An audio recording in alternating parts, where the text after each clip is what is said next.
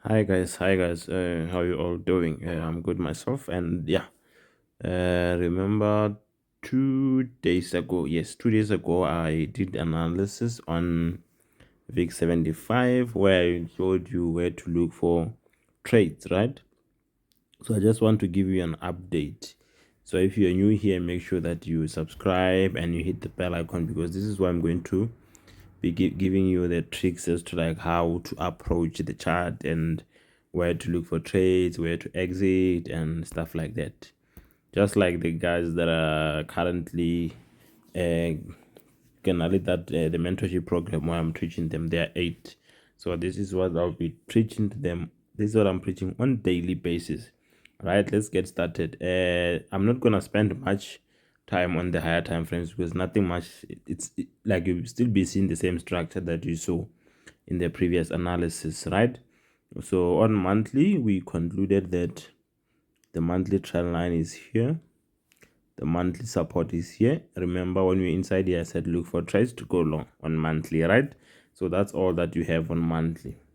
On weekly, the price turned from this weekly, which is inside that monthly, and with this weekly, we said it broke that area of it broke the trend line, right?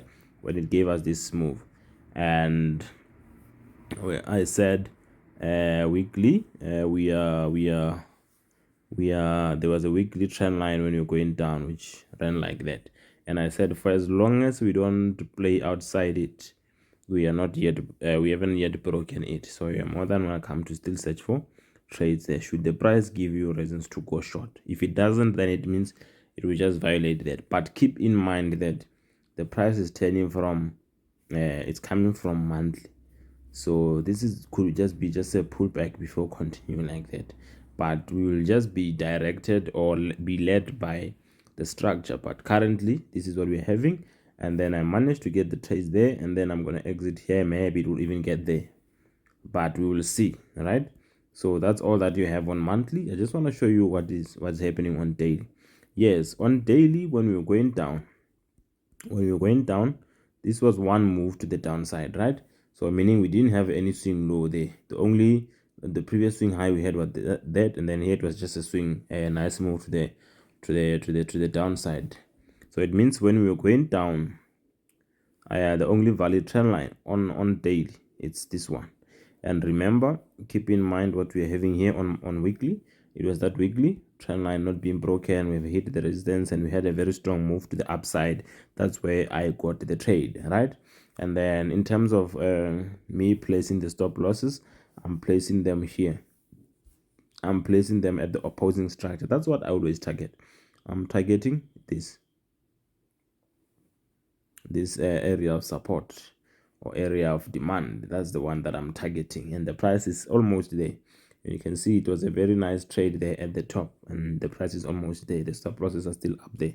I'll update them there just now after this video. And because the price gave us a higher high when it was going up, this is the thing. So in fact, even the stop losses, I'm going to move them up there. Why? Because the trend line is nearby, and even the area of support is nearby, so the price might bounce from that, you see. But remember, because of what, remember, we're coming from the monthly at the bottom, but that's a very biggest time frame. It does not mean the price is just going to go like this because it's coming from monthly. Yes, it can still play around, but we always going to keep in mind that it's coming from daily. So for here, I got the trade from up there, which is at a very remember, I marked this. If you watch the previous video on VIX, you'll see this. I marked this. I said this is the area of resistance. We have a bearish trend line, and this area of resistance was very strong because when it was formed, it managed to violate this trend line. It managed to violate this support. It managed to violate this support. So that's why it was very strong, because it gave us one move that violated all those structures. So that's why I was so to say that, no, let me just give it a chance and hope that it will reject the price. But now, because it rejected the price, yes, and the price is approaching the next opposing, which is where I'm going to exit, right? But if it gives me a reason to go long, I'll go long. But when I'm exiting, I'm going to leave one trade running. Should it violate it, and I take a loss in the one that I'm trying to take to the upside, I'll still be holding that one trade, which is how I always trade, leaving just one running. Then let's see H4. What is happening on H4? Yes, even on H4, the trend line is the same. We're still here. But on H4, the opposing zones are here, which are inside the bigger daily, which is why I have got these two here. I use them because I put them there because of that. And yeah, so if you look at what is happening there on H4, you can see when the price hit that daily trend line and the daily resistance, it formed a pin bar, and even on H1 it was a pin bar, which is how I managed to get the trade. And then immediately after the pin bar, it was one engulfing, which is a good sign that the bears could be coming. Tried to play around there, but I was like, let me just put the stop loss there and then leave it there. And then it gave a double pin bars to the downside. This tried to oppose that, but it was broken, and then from there it was just melting all the way to the downside. Now I'm gonna shift my stop losses, but this is not that far, but it does not mean I should leave it there, because remember, just because it's here, it doesn't mean it has higher chances of hitting it than that. It can still turn and go up there, and I can't risk all of that just to make this small extra, you see. So that's how it looks like, and that's how I took it. So now from here, what you can expect is look for any signs of rejection within this area and around this trend line. Then you can try and take a trade. And when you're taking the trade, always, you don't predict a breakout. If you manage to get a trade, let's say from there, you're going to exit still around here. Why? Because no one knows if this is going to be broken or not. And ask yourself, why did this price turn here now? What if it turns again? That's how you must always ask yourself. Then you'll be able to place your take profits at the right places. You see, that's how you're supposed to do it. So now you'll be searching for reasons to go long within that, which is where I'm going to exit. Within here, you can look for reasons to go long anywhere along this trend line. Right, and now I'll exit and then leave one running. Should it break, I'll still be in it, but I just wanted to give you an update on this one that I took, and I did analysis right here in front of you guys. Remember, I did it in the previous video.